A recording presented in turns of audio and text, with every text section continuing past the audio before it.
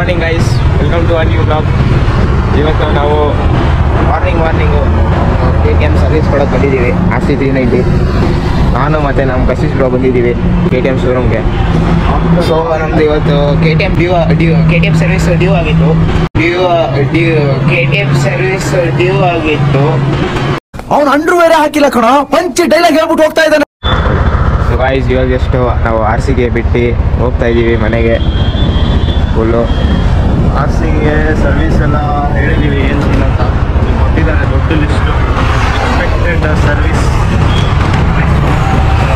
ಗಾಡಿ ಸರ್ವಿಸ್ ಆದಮೇಲೆ ಬರೋಣ. ನೆಕ್ಸ್ಟ್ ಮಂಡೇ ಕೊಟ್ಟಿದ್ದಾರೆ ಅವರು next delivery date. So don't know ಏನಾಗುತ್ತೆ. ತುಂಬ ಗಾಡಿಗಳಿದೆ, ನೀವು ನೋಡ್ಬೋದು. ಮೋರ್ ದೆನ್ ಲೈಕ್ 20+ ಬೈಕ್ಸ್ ಇರಬೇಕು ನನ್ನ ಪ್ರಕಾರ. ಒಳಗಡೆ ಒಂದು 10 ಇರಬೇಕಲ್ಲ, ಅಲ್ಲಿ ಇದೆ. ಸೊ ನಮ್ಮದೇನಿಲ್ಲ ಆ ಥರ ಮೇಜರ್ ವರ್ಕು, ಎಲ್ಲ ಸಣ್ಣ ಪುಟ್ಟ ಇದೆ. ಜನರಲ್ ಸರ್ವಿಸ್ ಮಾಡ್ತಿರ್ಲಿಲ್ಲ, ತುಂಬ ದಿವಸ ಆಗಿತ್ತು. ನಿಮಗೆ ಅಪ್ಡೇಟ್ ಮಾಡ್ತಾ ಇರ್ತೀವಿ ನಾವು.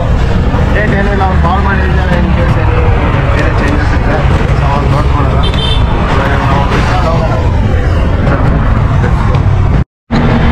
ಸೊ ಸೀನ್ ಏನು ಅಂದರೆ, ಇವಾಗ ಸರ್ವಿಸಿಗೆ ಕೊಟ್ಟಿದ್ವಿ ಬೈಕು. ಆಫ್ಟರ್ ಲೈಕ್ ಎಷ್ಟು ಡೇಸ್ ಆಯಿತು ಪಿಯೂಷ್ ಕೊಟ್ಟು? 4 days. After 4 days we are back to KTM Kengeri service. ಇವತ್ತು ನಾವು ನಮ್ಮ ಬೈಕ್ ಇಸ್ಕೋಬೇಕು.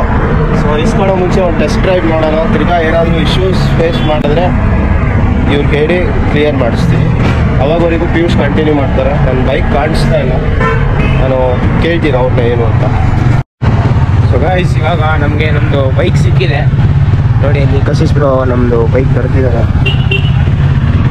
ಈಸ್ ಗೆಟ್ಟಿಂಗ್ ಆ ಬೈಕ್ ಓವರ್ ಹಿಯರ್. ಇವಾಗ ಅವರು ಟೆಸ್ಟ್ ರೈಡ್ ಮಾಡ್ಕೊಂಡು ನೋಡ್ತಾರೆ ಗಾಡಿಯಲ್ಲಿ ಏನೇನು ಪ್ರಾಬ್ಲಮ್ಸ್ ಇದೆ, ಅದೆಲ್ಲ ಸಾಲ್ವ್ ಆಗಿದೆ ಇಲ್ಲ ಅಂತ ಚೆಕ್ ಮಾಡ್ತಾರೆ.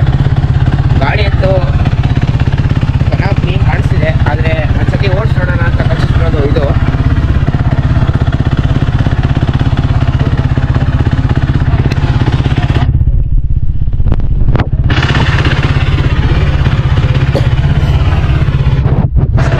ಏನು ಹೇಳ್ತೀರಾ ಕಸಿದ್ರು, ಇದು ಗಾಡಿ ಚೆನ್ನಾಗಿ ಮಾಡಿರ್ತಾರೆ ಅವರು?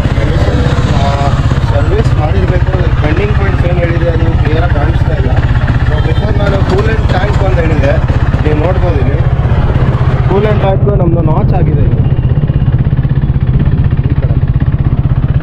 ಸಾರಿ, ಇದು ಫಿಕ್ಸ್ ಮಾಡಿಲ್ಲ ನನಗೆ. ಅದು ರಿಪ್ಲೇಸ್ ಮಾಡೋಕ್ಕಿದೆ, ಅದು ಆಗಿಲ್ಲ. ಮತ್ತು ಡಿಸ್ಕ್ ಎಲ್ಲ ಓಕೆ ಇದೆ. ಹೋಗ್ತೀವಿ ಸುಮ್ಮನೆ ಇಷ್ಟು ಇದ್ದರೆ ಅದೊಂದು ರಿಪ್ಲೇಸ್ ಮಾಡೋಕ್ಕಿದೆ. ಮತ್ತು ಚೆನ್ನಾಗಿದೆ ಅಂತ ಹೇಳಿದ್ರು ಕಾಲ್ ಮಾಡಿ. ಅದು ಬಿಟ್ಟರೆ ಕೂಲೆಂಟ್ ಆಗಿ ಒಂದು ತೋರಿಸ್ತಾ ಇದೆ. ಒಂದು ರೌಂಡ್ ಓಡಿಸಿ ನೋಡ್ತೀನಿ. ಲೈಟ್ ಒಂದು ಚೇಂಜ್ ಮಾಡಿದ್ದಾರೆ, low beat high beat working ಇದೆ. ಚೆಕ್ ಮಾಡ್ತೀನಿ ಒಂದು. ಗೈಸ್, ಆಫ್ಟರ್ ಚೆಕಿಂಗ್ ನಾನು ನಿಮಗೆ ಅಪ್ಡೇಟ್ ಕೊಡ್ತೀನಿ. ಕಸಿದ್ರು ಅಪ್ಡೇಟ್ ಕೊಡ್ತಾರೆ ನಿಮಗೆ.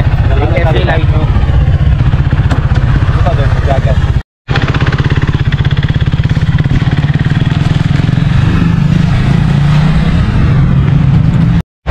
ಸೊ ಗೈಸ್, ಇವಾಗ ಜಸ್ಟು ಕಸಿದ್ರು ಗಾಡಿ ಚೆಕ್ ಮಾಡೋಕೆ ಹೋಗಿದ್ದಾರೆ. ನೋಡೋಣ ಏನು ಮಾಡಿದ್ದಾರೆ ಗಾಡಿಯಲ್ಲಿ, ಅದೆಲ್ಲ ಚೆನ್ನಾಗಿ ಮಾಡಿದಾರೋ ಇಲ್ವಾ ಅಂತ ನೋಡೋಣ. As you can see, sound ಅಂತೂ ತುಂಬ ಚೆನ್ನಾಗಿದೆ. ಇವಾಗ ಎಷ್ಟು ಅಲ್ಲಿಂದ ಹೋದ್ರು ನೋಡೋಣ ಇವಾಗ ಏನಂತಾರೆ ಕಸಿದ್ರು ಬಂದಂಗೆಲೆ. You might be coming. ನೋಡಿ ಇಲ್ಲಿ ಎಷ್ಟು ಗಾಡಿ ಇದೆ ಎಲ್ಲ. ಸರ್ವಿಸ್ ಸೆಂಟರ್ ಅಂತೂ ತುಂಬ ಚೆನ್ನಾಗಿದೆ, ಎಲ್ಲ ಓಕೆ ಇದೆ. ಗಾಡಿನ ಕ್ಲೀನ್ ಇಕ್ತಾರೆ, ಸೇಫ್ ಇಕ್ತಾರೆ. ಇಲ್ಲಿ ನೀವು ಬರ್ಬೋದು ಇಲ್ಲಿ KTM ಕೆಂಗೇರಿ ಶೋರೂಮ್ಗೆ ಸರ್ವಿಸ್ ಕೊಡುತ್ತೆ. So guys, is back. ಎಲ್ಲ ಓಕೆನಾ ಕಸಿದ್ರು ಗಾಡೀಲಿ? As usual okay, but check ಮಾಡ್ತೀನಿ ಮತ್ತೆ ಇನ್ನೂ ಕರೆಕ್ಟಾಗಿ ಗೊತ್ತಾಗ್ತಿಲ್ವಂತೆ ಕಸಿದ್ರೋಗೆ ಏನೇನು ಗಾಡಿಯಲ್ಲಿ ಪ್ರಾಬ್ಲಮ್ಸ್ ಇದೆ ಅಂತ. ಇನ್ನೊಂದ್ಸತಿ ಚೆಕ್ ಮಾಡೋಣ ಅಂತ ನೋಡ್ತಿದ್ದಾರೆ ಏನೇನಿದೆ ಗಾಡಿಯಲ್ಲಿ.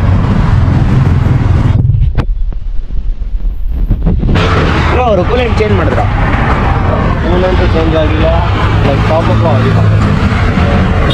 ಎಲ್ಲ ಓಕೆ ಇದೆ, ಕೇಳ್ದಂಗೆ ಮಾಡಿದ್ದಾರೆ. ಮುಂಚೆ ತುಂಬ ಹಾರ್ಡ್ ಇತ್ತು ಕ್ಲಚ್ ಎಲ್ಲ, ಇವಾಗ ಸ್ಮೂತ್ ಮಾಡಿ ಕೊಟ್ಟಿದ್ದಾರೆ. Brakes okay. ಲೈಕ್ ಇದು ಬ್ರೇಕ್ ಏನು ನಮ್ದು ಆಯಿಲ್ ಬರುತ್ತಲ್ಲ, ಅದು ಡ್ರೈನ್ ಮಾಡಿ ತಿರ್ಗಾ ಟಾಪ್ ಮಾಡಿ ಅದನ್ನು ಸರ್ವಿಸ್ ಮಾಡಿ ಕೊಟ್ಟಿದ್ದಾರೆ. Next coming to rear and front brakes. Rear ಬ್ರೇಕಲ್ಲಿ ಇನ್ನೂ 1000 ಕಿಲೋಮೀಟರ್ ಬ್ರೇಕ್ ಪ್ಯಾಡ್ಸ್ ಲೈಫ್ ಇದೆ.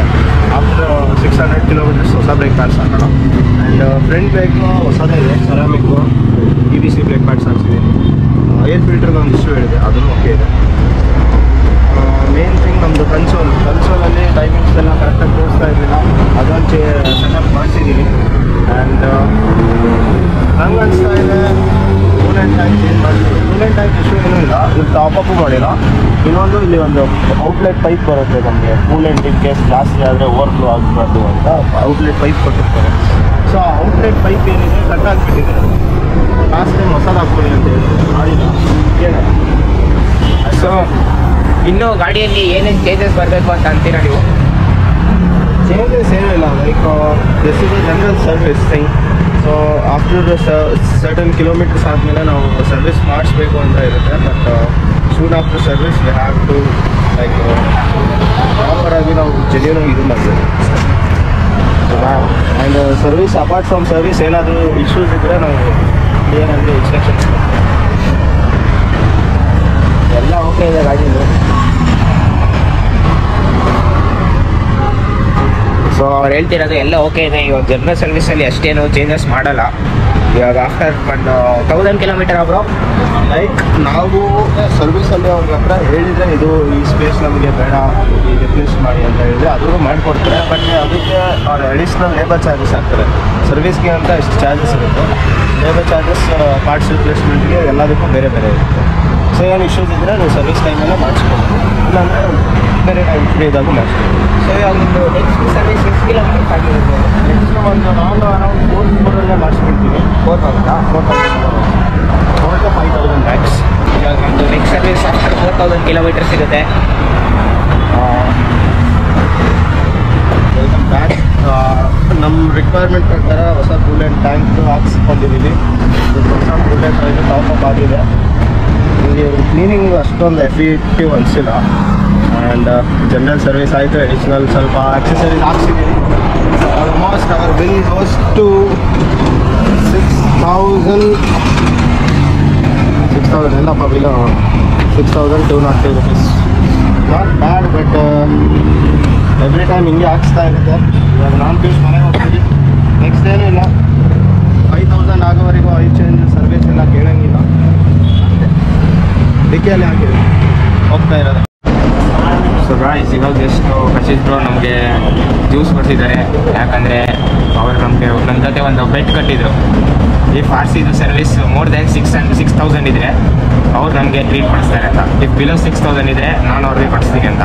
ಸೊ ಇವಾಗ ಆರ್ ಸಿ ದೊಡ್ಡ ಟೋಟಲ್ ಸರ್ವಿಸ್ ಆಗಿದ್ದು 6,202. ಸೊ ಇವಾಗ ನೋಡಿ ಇಲ್ಲಿ ಕೂತಿದ್ದಾರೆ ನಮಗೆ ಕೊಡಿಸ್ಬಿಟ್ಟು.